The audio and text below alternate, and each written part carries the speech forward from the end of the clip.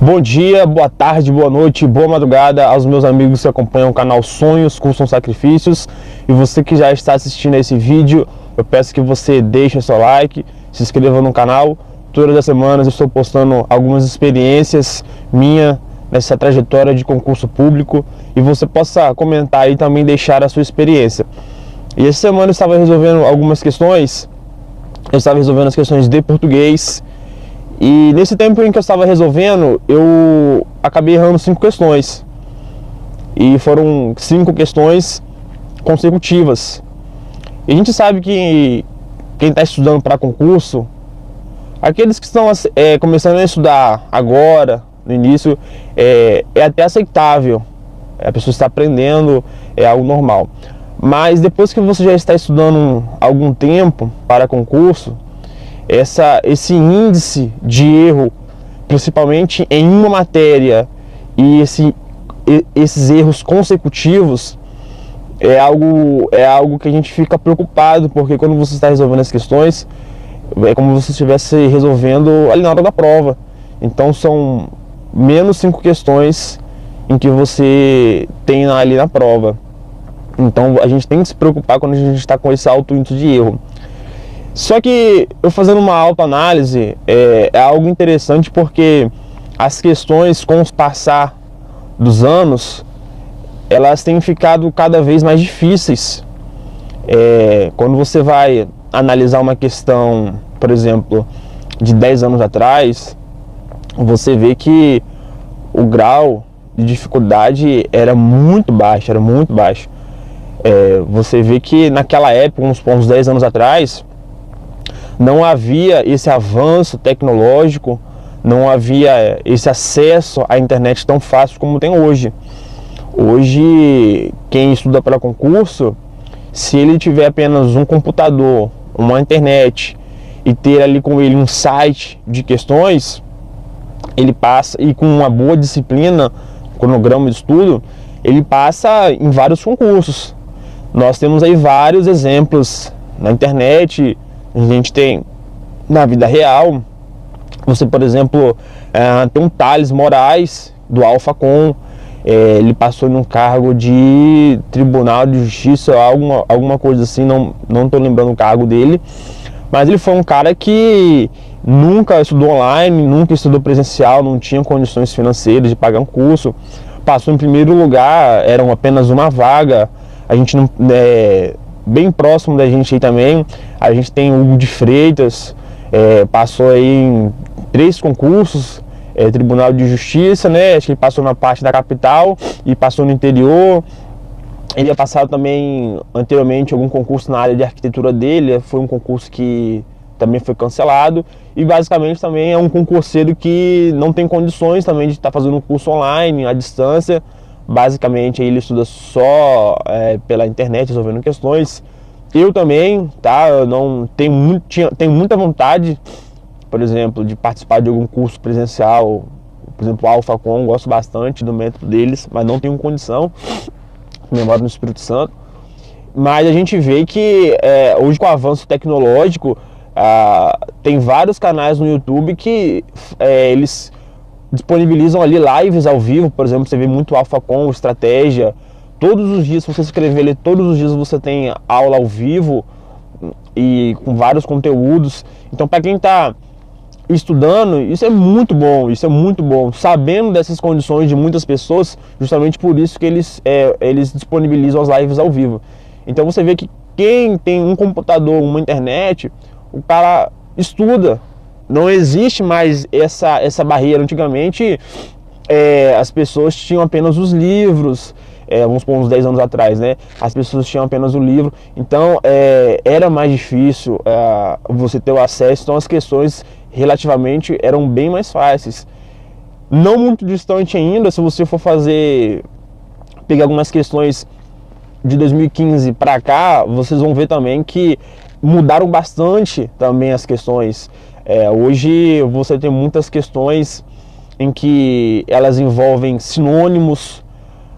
Quando é uma área voltada para a área do direito, você tem um linguajar mais jurídico, já é uma questão que ela se torna um pouco mais difícil. Às vezes você sabe o conteúdo, mas devido a algum sinônimo de palavra, devido a algum linguajar mais jurídico, você não consegue acertar a questão.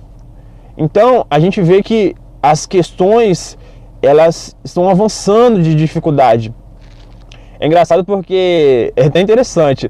Se você for no site do QConcurso, onde eu resolvo minhas questões, se você for no site do QConcurso e você for filtrar ensino médio, vai vir várias questões de área de analista, área de tribunais, áreas fiscais. Inclusive, vai vir algumas questões de promotor, de delegado, que são questões, basicamente, que elas vão envolver texto de lei, a lei seca.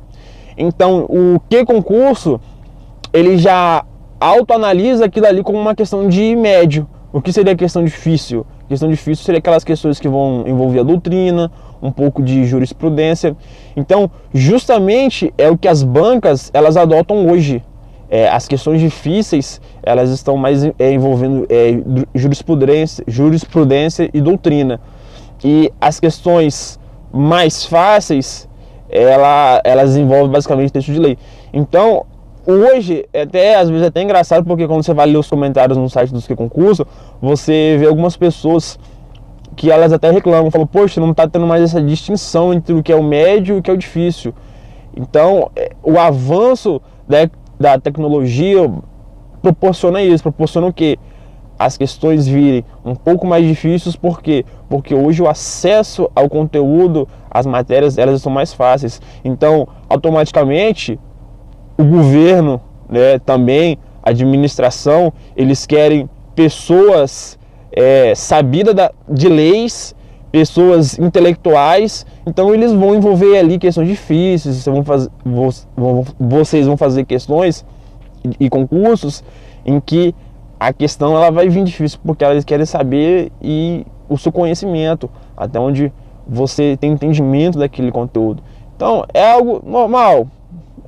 A gente fica preocupado? Fica, igual eu fiquei, errei 5 questões, mas justamente é importante que você tenha um estudo ativo. É o que ele sempre está resolvendo questões, Como já mencionado em alguns vídeos anteriores, eu não tenho um estudo muito passivo, que é aquele estudo em que eu assisto às aulas. Eu não tenho muito esse estudo. A única matéria em que eu comecei a ter esse estudo passivo é a aula de informática. Eu comecei a ter esse estudo um pouco mais passivo. Mas nas demais matérias, eu não tenho esse estudo passivo, eu tenho um estudo mais ativo. Então, tenho resolvendo muitas questões. Às vezes, a gente está resolvendo tantas questões, que às vezes, quando você começa a ler o enunciado, você mal terminou de ler o enunciado, você já sabe a resposta. Ou talvez você leu o enunciado, você não entendeu. Mas quando chega na alternativa, você já fez alguma questão correlacionada àquilo ali, então você às vezes acaba acertando. Então, esse é a vantagem do estudo ativo. E, pessoal, o concurso, hoje, ele tem ficado mais difícil, mas é assim mesmo. Tá estudando, tá se dedicando, que com paciência e foco, nós vamos chegar aos nossos objetivos. O importante é não desistir daquilo que você sonha ser um funcionário público, e você vai passar sim, com certeza.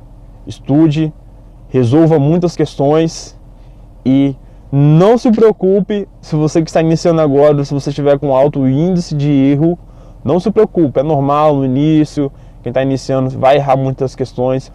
Agora você que já está estudando há um tempo, está errando muitas questões, aí é interessante que você faça uma autoanálise do seu cronograma, uma autoanálise de onde você está errando.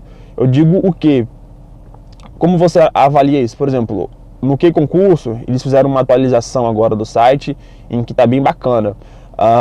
Você tem os cronogramas, os gráficos no caso, né? Você tem os gráficos das questões, e ali você consegue filtrar de 3 em 3 meses a porcentagem de erros e acertos daquela matéria ou num conteúdo geral. Então, através daquilo ali, você vai se policiando, você sabe em qual questão, em quais matérias você está errando mais, em qual conteúdo, se você está com índice adequado. Qual o índice adequado? A gente bota aí adequado, acima de 70%. É bom você sempre estar acima de 70% de cada matéria, e resolvendo as questões. Se você está com menos, analisa, né? Vê onde você está errando mais, vê o conteúdo que você está com mais dificuldade, mas se policie nisso. Principalmente, dê ênfase àquelas matérias em que vocês têm dificuldade ou aquelas matérias em que você não gostam de estudar. Dê ênfase a essas matérias, que são essas matérias em que tem deixado muitos concurseiros de fora de um concurso. Por exemplo, foi o meu caso, eu fiquei de fora de um concurso devido a matemática e informática. Então, hoje é interessante saber por quê. Antigamente, se você soubesse bastante de uma matéria, que você acertasse relativamente poucas questões daquela matéria em que você é ruim, você passava no concurso. Hoje não tem essa história mais. Vamos supor, você português e nas áreas de direito, você é bom. A informática, eu sou ruim, horrível. Você não pode ser horrível, você pode ser mediano. Então, hoje nos concursos você não pode ser ruim em nenhuma matéria. No máximo, assim, no mínimo que você tem que ser mediano para você ficar entre as vagas ali. Porque se você for ruim em alguma matéria, devido a essa competição de concurso, poucas vagas, esse avanço tecnológico, vai te deixar de fora. Então, você tem que ser mediano. Mas, nós estudamos para concurso, nós devemos ser bons em todas as matérias. Beleza, galera? Essa é mais uma dica aí. E deixa o like aí se você não deixou. Porque aquele que não luta pelo futuro que quer, ele deve acertar o futuro que vier. Abraço, galera.